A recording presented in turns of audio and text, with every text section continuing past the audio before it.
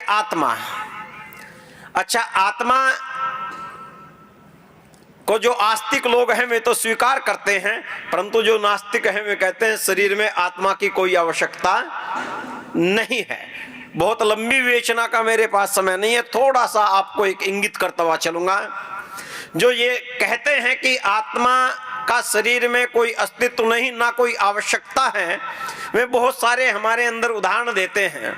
जब पूछते हैं तो शरीर चल कैसे रहा है, तो नास्तिक कहते हैं कि माइंड है इस शरीर में, बुद्धि है जो पूरे शरीर को कंट्रोल करती है, पूरे शरीर की रक्षा करती है, पूरे शरीर का संचालन करती है, और इसी बुद्धि के द्वारा शरीर संचालित होता है। बुद्धि के आगे किसी तत्व की कोई आत्मा आदि की आवश्यकता नहीं है।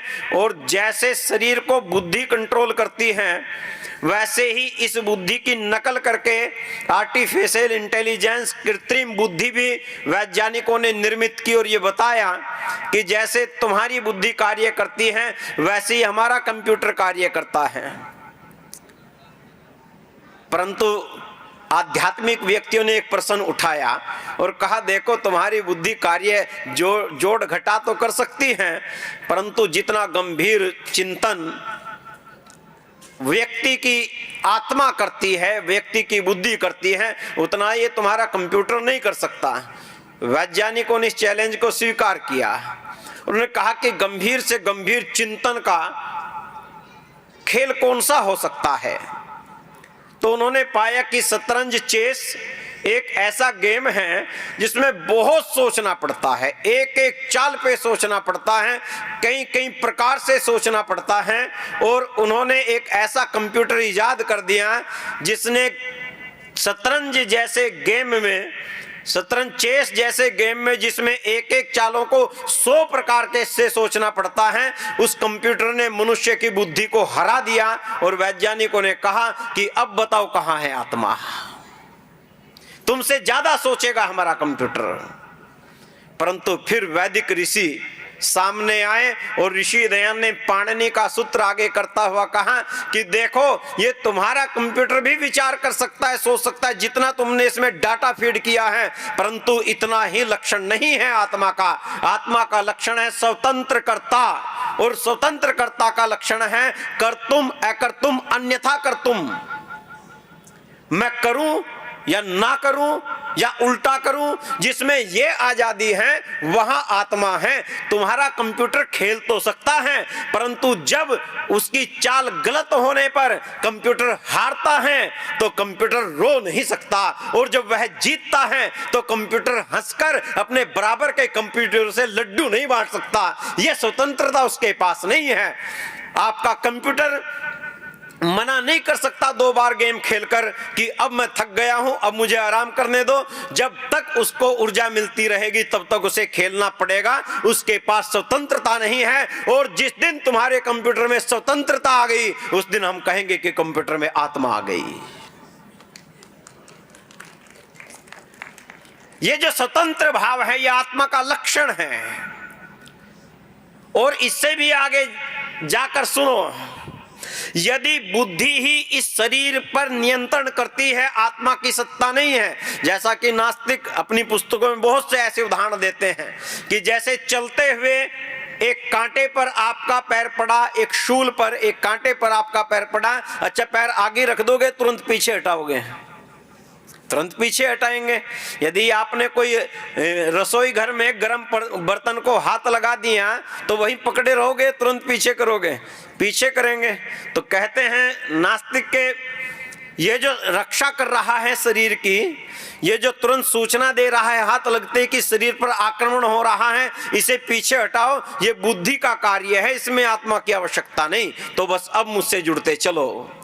जिस समय आजादी का आंदोलन चल रहा था और ऋषि दयानंद की प्रेरणा से भारत के कोने कोने से रणबांकुरे अपने प्राण अर्पित करने के लिए तत्पर थे, उस समय पंजाब की धरती से एक नौजवान चंद्रशेखर आजाद से मिलने के लिए आया, जिसका नाम था भगत सिंह।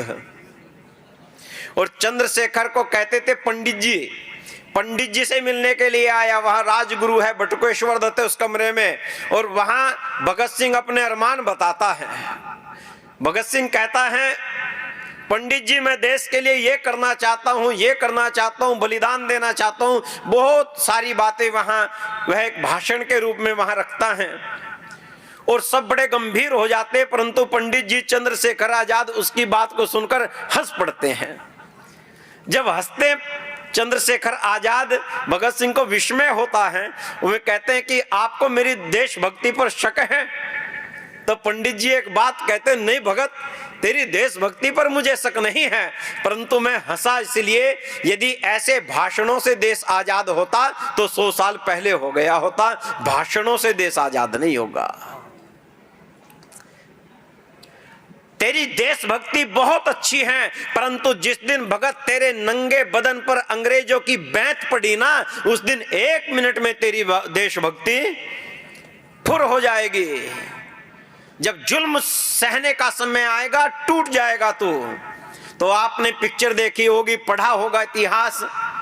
इतना कहने पर कि मैं बड़े से बड़े सितम को झेल सकता हूं इस भारत माता के लिए, ऐसा कहकर और जलती हुई मोमबत्ती से उठती हुई लौ के ऊपर भगत सिंह ने अपना हाथ कर लिया और उस उठती हुई लौ ने भगत सिंह का हाथ जलाना प्रारंभ कर दिया।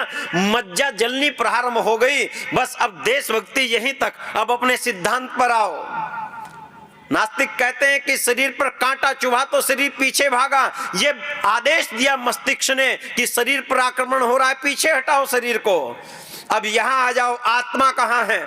जिस समय भगत सिंह ने मोमबत्ती की लौ के ऊपर हाथ किया हुआ है और लौ ने हाथ को जलाना प्रारंभ कर दिया है, अच्छा बताओ मस्तिष्क को संदेश जा रहे हैं नहीं जा रहे? मस्तिष्क को संदेश बार बार जा रहे हैं, भगत हटा हाथ पीछे, जल जाएगा हाथ। मस्तिष्क के 1000 संदेशों को भी धत्ता बताते हुए जो देश पर कुर्बान हो जाना चाहती है, उस मस्तिष्क से ऊपर बैठी हुई सत्ता का नाम आत्मा है, जो मस्तिष्क के संदेशों से भी ऊपर शासन करती है। जहां मस्तिष्क के संदेश फैल हो जाते हैं और मस्तिष्क ही नहीं, संसार के शरीर के प्रत्येक पदार्थ पर वो शासन करती है, उस सत्ता का नाम आत्मा है। और जो इस प्रकार उसको जान लेता है, वह आर्य बनने के मार्ग पर पहला कदम बढ़ा देता है।